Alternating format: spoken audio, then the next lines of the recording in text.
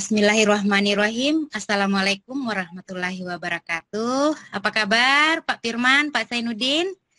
Alhamdulillah, baik Bu. Baik. Hari ini kita akan melaksanakan praktek coaching dari 3 kasus yang sudah kita bagi-bagi Pak ya. Jadi kasus yang pertama di mana Pak Firman sebagai coach, Pak Zainuddin sebagai coachi, dan saya sendiri Andriani Agus sebagai pengamat. Adapun kasus satu di sini, ya Pak ya, saya bacakan sedikit, yaitu Anda memperhatikan seorang murid yang tidak mau bekerja sama dengan teman-temannya. Dia selalu memiliki alasan seperti tidak cocok dengan teman-temannya atau dengan alasan lain. Dia memilih bekerja sendiri dan mengumpulkan tugasnya sendiri. Hasil yang dikumpulkan secara mandiri itu selalu bagus. Bagaimana Anda menyikapi hal ini? Silakan Pak Firman dan Pak Zainuddin melaksanakan praktek coachingnya Pak dengan kasus satu ini. Terima kasih.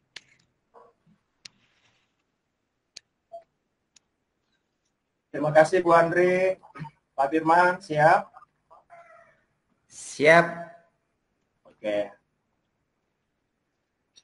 Assalamualaikum Pak. Apakah Bapak memanggil saya? Waalaikumsalam, Nanda. Iya, Bapak mau mengobrol dengan kamu. Apakah Bapak mengganggu waktu istirahat kamu pada hari ini? Ya, tentu saja tidak, Pak. Ya, alhamdulillah. Jadi begini, Nak ya. Beberapa kali Bapak perhatikan di dalam kelas ketika pembelajaran kelompok itu, saya lihat kamu tidak ikut bergabung dengan teman-teman kamu. Kalau Bapak boleh tahu, itu kenapa ya kamu tidak bergabung dengan teman kelompok kamu? Tidak apa-apa sih, Pak. Cuma ini kurang suka aja.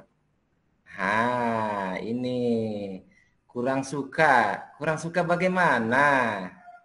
Ya, saya juga bingung, Pak. Bagaimana ya? Lalu, apa yang bisa Bapak bantu nih? Dan apa yang ingin kamu capai dari hasil diskusi kita nantinya? Saya ingin dapat solusi jawaban dari masalah saya, Pak. Ini. Saya juga ingin tahu kenapa saya seperti itu. Nah, sekarang coba deh kamu ceritakan kepada Bapak apa yang sedang kamu rasakan saat sekarang ini. Saya merasa tidak nyaman, Pak, kalau sering ini belajar kelompok. Oh, tidak membuat kamu tidak nyaman. Nah, coba kamu jelaskan kenapa bisa kamu di dalam kegiatan berkelompok itu membuat diri kamu itu tidak nyaman. Adakah yang membuat kamu gelisah mungkin dengan teman atau gimana? Ya, ada sih Pak. Begini, saya itu kalau belajar kelompok kurang fokus Pak. Saya justru lebih maksimal kalau belajar sendiri. Biasanya kalau belajar kelompok itu teman-teman suka ribut, cerita, senda gurau. Nah, akhirnya saya jadi terganggu Pak. Saya juga kadang malu menyampaikan pendapat ke teman-teman kelompok. Saya sering takut Pak, salah, nanti diledek sama teman-teman. Jangan takut seperti itu. Kira-kira untuk Nak Zainuddin ini, apa masih ada hal lain yang menurut kamu menjadi penyebab sehingga kamu lebih suka menyelesaikan tugas sendiri? Mungkin begini Pak, bagus kalau misalnya kerja kelompok itu ada pembagian tugas yang merata untuk semua anggota kelompok. Nah, kalau ada pembagian tugas seperti itu, teman-teman saya pasti bertanggung jawab dan tidak akan ribut. Seperti itu, Pak. Oh, seperti itu. Artinya Nanda ini menginginkan di dalam kelompoknya ada pembagian tugas seperti itu. Nah, sekarang dari semua yang kamu ceritakan itu, ya, hal yang mana yang menjadi prioritas utama kamu? Dan dalam beberapa hari ke depan, langkah apa yang akan kamu ambil? Untuk ke depan ini, saya coba menemui foto kelompok saya, Pak. Dan teman-teman yang lain, saya akan meminta maaf karena ya itu Pak, selama ini saya tidak bergabung dengan mereka. Iya, jadi luar biasa dari pendapatnya ya. Jadi mulai dulu dari niatnya mungkin ya. Jadi niat baik untuk Nak Zainuddin. Nah, kira-kira ada tidak hal-hal yang lain yang bisa kamu lakukan? Saya mulai berani Pak, coba. Jadi saya mau berani untuk menyampaikan pendapat, kemudian menghargai teman-teman kelompok saya, kemudian saya juga mencoba untuk fokus tidak terpengaruh oleh teman-teman. Iya, bagus kalau seperti itu ya Nak Zainuddin. Bapak sangat senang dan tentunya bangga ya terhadap komitmennya ya, seperti itu. Kemudian Nanda juga mengenai hasil diskusi pada hari ini sudah berhasil menemukan solusi dari permasalahanmu. Jadi untuk Anandaku ini selalu berkomitmen ya, seperti itu. Nah, kira-kira komitmen apa yang akan kamu lakukan nantinya untuk menjalankan rencanamu itu? Saya akan menemui teman-teman kelompok saya, kemudian meminta maaf, dan menceritakan rencana saya, Pak. Iya.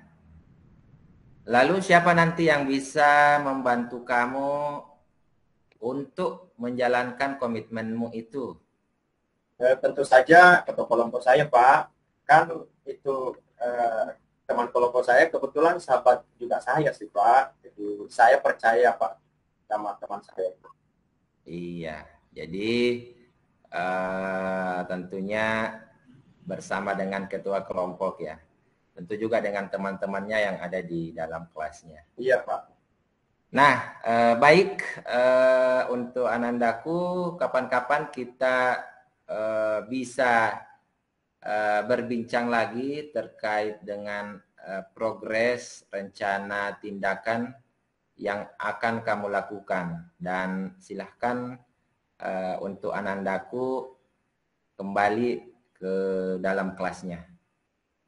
Terima kasih banyak, Pak, telah membantu saya menemukan solusi saya juga atasnya masalah ini, Pak, terkait dengan pembelajaran kelompok ini. Sekarang saya sangat senang, Pak. Wah, alhamdulillah kalau seperti itu. Oke, terima kasih untuk Nak Zainuddin. Assalamualaikum warahmatullahi wabarakatuh. Waalaikumsalam warahmatullahi wabarakatuh. Alhamdulillah.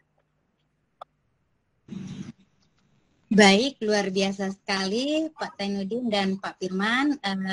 Selaku pengamat, saya akan mencoba membacakan hasil pengamatan saya. Saya melihat selama proses coaching tadi berlangsung, Pak Firman selaku coach sudah bisa mengungkapkan, sudah mampu mengungkapkan pertanyaan-pertanyaan terbuka yang membimbing atau mengantarkan Pak Zainuddin menemukan solusi dari permasalahannya. Yang kedua, Pak Firman itu bisa hadir sepenuhnya selama proses coaching berlangsung. Dan interaksi antara coach dan coachnya itu sudah sangat luar biasa menurut saya. Sekian dari saya, Pak. Terima kasih banyak. Assalamualaikum warahmatullahi wabarakatuh. Waalaikumsalam. Waalaikumsalam warahmatullahi wabarakatuh.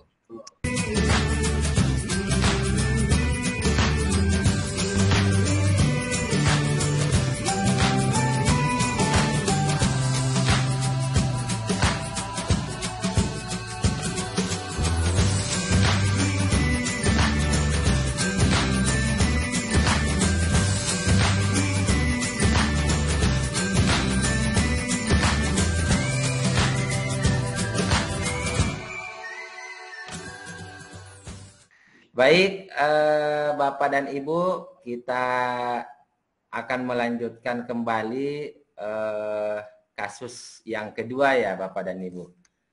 Yang dimana di dalam kasus kedua, saya yang menjadi pengamatnya ya. Kemudian yang menjadi coachnya atau guru di sini adalah Pak Zainuddin. Kemudian ada coachinya dalam hal ini adalah murid yaitu Ibu Andriani Agus ya, seperti itu. Baik Bapak dan Ibu, kita mulai saja. Saya membacakan terlebih dahulu kasusnya dan nantinya Bapak dan Ibu akan mempraktikkan coachingnya bersama dengan guru dan murid seperti itu. Baik, di kasus 2 ini seorang murid bercerita jika dia merasa diperlakukan tidak adil oleh seorang guru.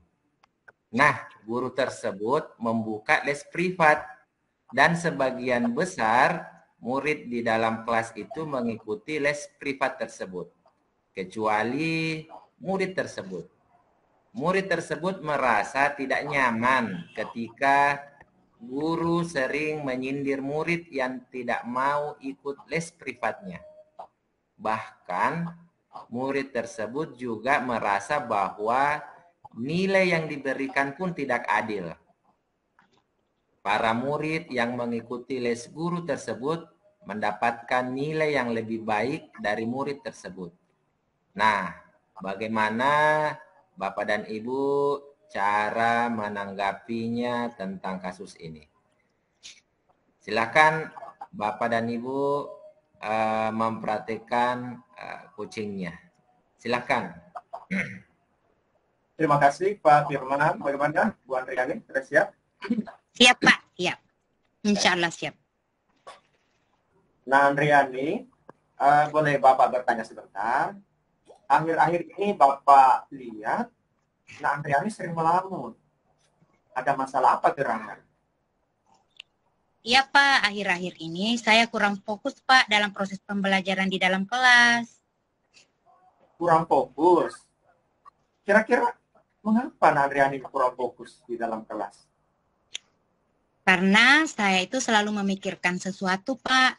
Kenapa ya Pak, Bu Guru pada mata pelajaran matematika selalu menyindir saya Pak kalau sedang mengajar di kelas.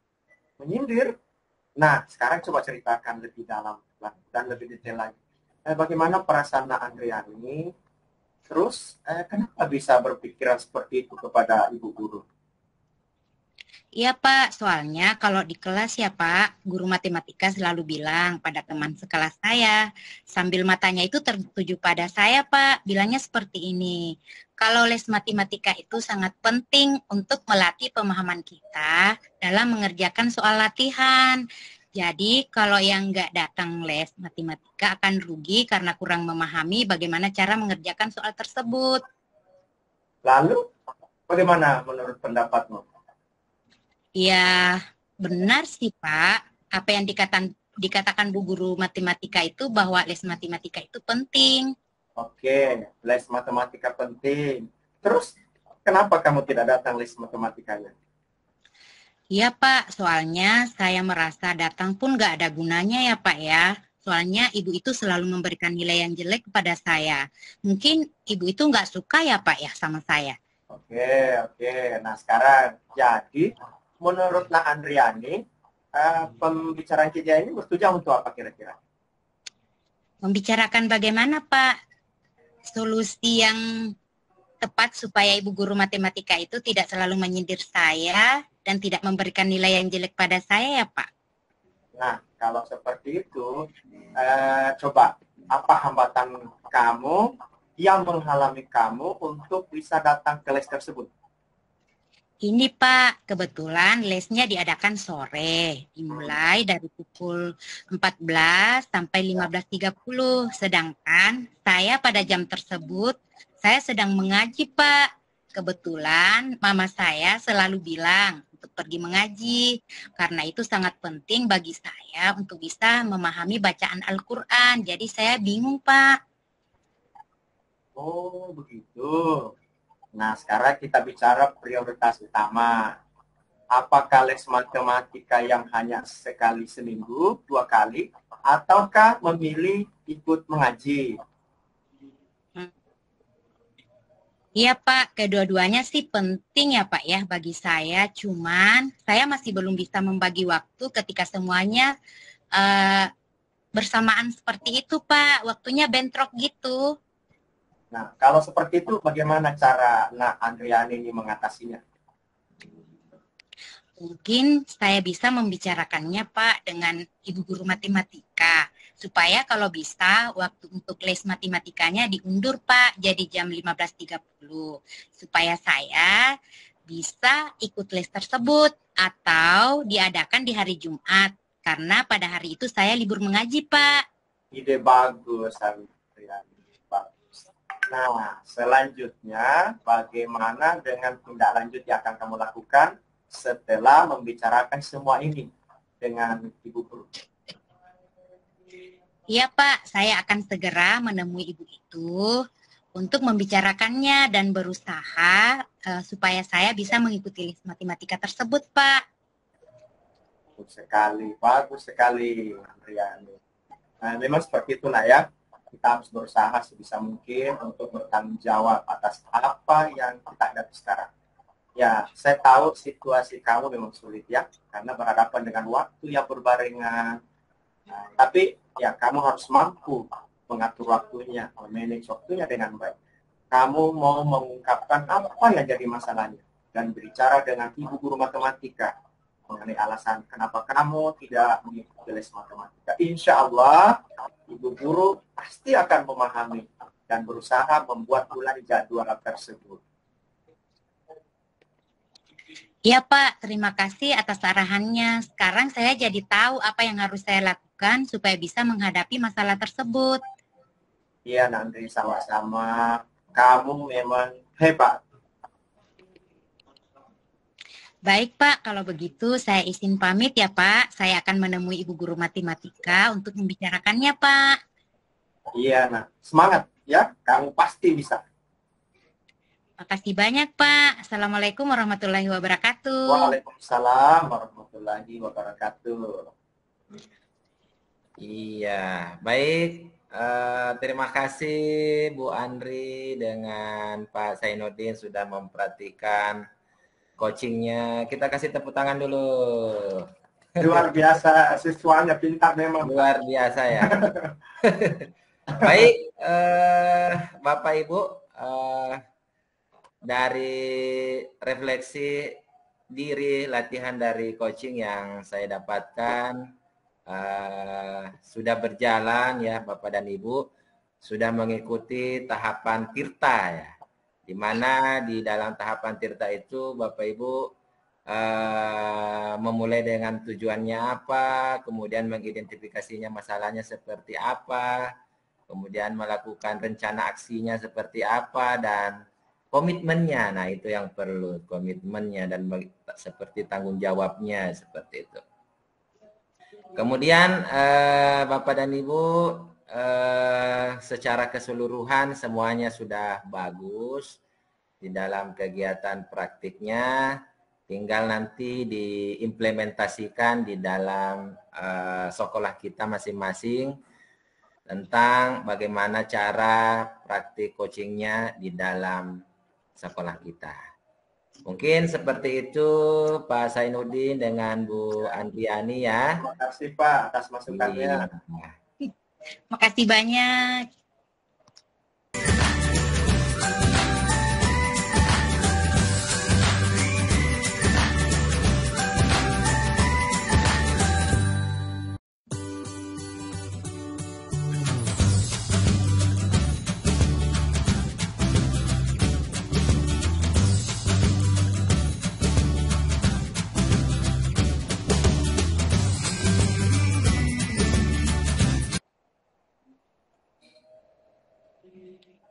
Baik, Bapak Ibu, untuk kasus 3, saya yang akan menjadi pengamat ya, Bapak Ibu. Mohon izin, saya bacakan dulu kasusnya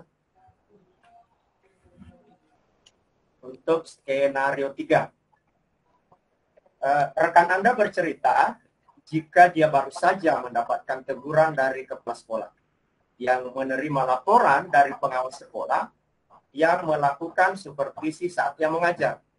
Pengawas sekolah yang melakukan supervisi tampak keberatan ketika rekan Anda itu mengajar tanpa buku teks. Rekan Anda mengajar dengan memanfaatkan sumber-sumber belajar lainnya. Ketika diingatkan pengawas tersebut, rekan Anda menyampaikan jika ia tetap mengacu pada kurikulum, walaupun tidak menggunakan buku teks. Pengawas tersebut tampaknya tersinggung. Dia memberikan laporan tentang hal itu kepada kepala sekolah. Bagaimana Anda menyikapinya?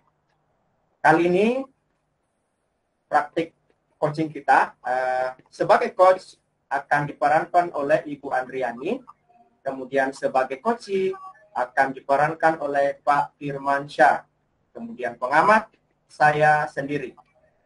Bagaimana Ibu Andriani dan Pak Firman, sudah siap? Siap, Pak. Oke, mulai sekarang 3, 2, 1, mulai. Bagaimana? Sudah siap, Ibu Andri? Siap, Pak Firman. Silakan. Baik. Assalamualaikum, Bu Andri. Maaf, apakah Ibu punya waktu dan bersedia ngobrol dengan saya? Waalaikumsalam, Pak Firman. Dengan senang hati, Pak. Kebetulan sekarang lagi santai nih, sudah selesai ngajar. Kali ini kita ngobrolin tentang apa nih, Pak Firman? Begini, saya ingin ngobrolin tentang supervisi yang dilakukan oleh Bapak Pengawas. Beberapa hari yang lalu, Ibu sudah disupervisi juga kan? Alhamdulillah sudah, Pak.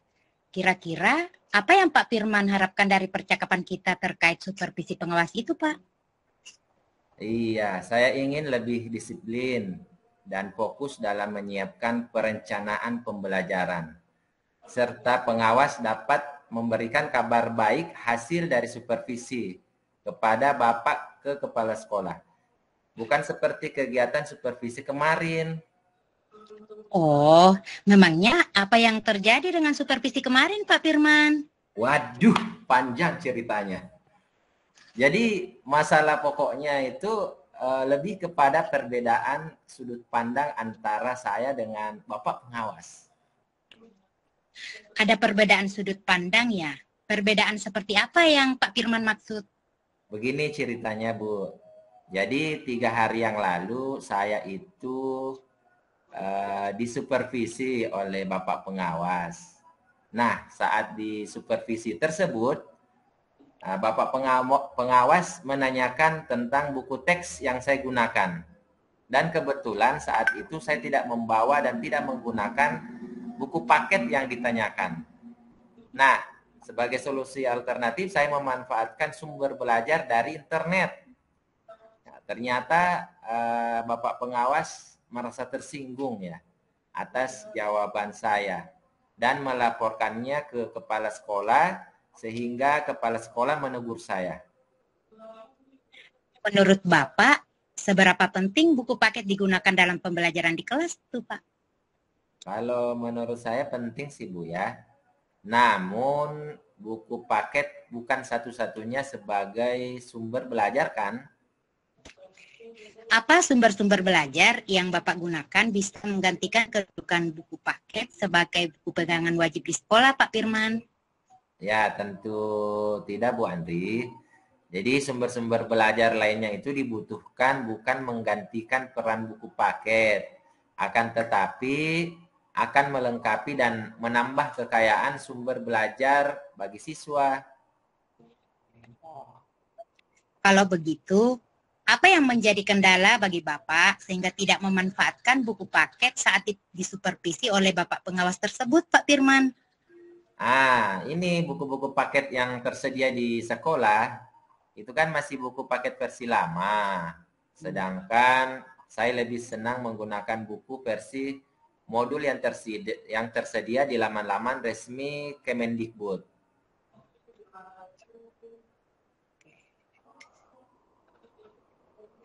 Oh, begitu. Hmm. Kalau menurut Bapak, sumber-sumber belajar seperti apa yang sangat dibutuhkan oleh siswa-siswa Bapak di kelas selama proses pembelajaran berlangsung, Pak Firman? Jadi menurut saya semakin bervariasi sumber belajar, semakin bagus kan Bu ya. Semakin bervariasi konten-konten belajar, maka semakin memberikan pilihan-pilihan yang lebih banyak kepada berbagai macam kesiapan, minat, dan profil belajar siswa. Luar biasa sekali pengetahuan Pak Firman tentang pembelajaran berdiferensiasi ya. Sekarang bagaimana strategi Bapak agar peristiwa pada saat supervisi oleh Bapak pengawas itu tidak terulang lagi seperti yang tempo hari itu, Pak? Jadi saya akan membaca dan mencermati kembali panduan supervisi yang ada. Apa-apa sih yang perlu disiapkan dan menyampaikan argumen-argumen saya secara sopan. Kapan ya kira-kira rencana strategi itu Bapak lakukan? Insya Allah saya akan lakukan pada saat supervisi akademik yang akan datang. Baik. Siapa yang Bapak harapkan dapat membantu untuk menjaga komitmen ini, Pak? Ya, saya berharap Ibu sebagai guru senior dan teman-teman sejawat dapat membantu mengingatkan dan menjadi teman belajar saya. Saya juga berharap kepala sekolah dapat terus memotivasi dan menjadi manajer yang senantiasa mendorong saya untuk terus belajar menjadi lebih baik. Oke, terus bagaimana perasaan Bapak sekarang setelah bincang-bincang kita hari ini, Pak? Iya, alhamdulillah sudah lebih lega dan rileks. Terima kasih Bu atas waktu dan kesempatan yang diberikan untuk mendengar keluhan-keluhan saya ini. Sama-sama Pak, saya juga berterima kasih atas komitmen Bapak untuk terus belajar menjadi yang lebih baik masa depan ya Pak ya, Pak Firman ya. Terima kasih banyak. Terima kasih juga Bu. Yeay, kita berikan aplaus untuk kita semua. Luar biasa Bapak Ibu. Peran sebagai coach dan coach mengalir ya dengan begitu lancar. Bapak Ibu, saya sebagai pengamat, saya melihat komunikasi antara coach dengan coachnya luar biasa. Pertanyaan-pertanyaan yang disampaikan terbuka, kemudian coach hadir juga memberikan diri sepenuhnya dalam menyampaikan pertanyaan-pertanyaannya. Kemudian kalau kita bawa ke alur Tirta, sudah ada tujuan pada saat awal tadi kan sudah menanyakan tujuan pertemuan, kemudian bagian identifikasi, menanyakan bagaimana masalahnya, hambatan dan gangguan yang dialami, kemudian rencana aksinya sudah muncul, apa strategi yang akan ditempuh biar tidak terulang kejadian seperti kemarin. Di Tirta tanggung jawabnya sudah termasuk siapa yang membantu berperan dalam menjaga komitmen itu luar biasa Bapak Ibu. Pada kesempatan praktek coaching ini saya berikan 2 jempol buat Ibu Andriani dengan Pak Firman. Sama-sama Pak, kita semua luar biasa di sini. Mantap semuanya.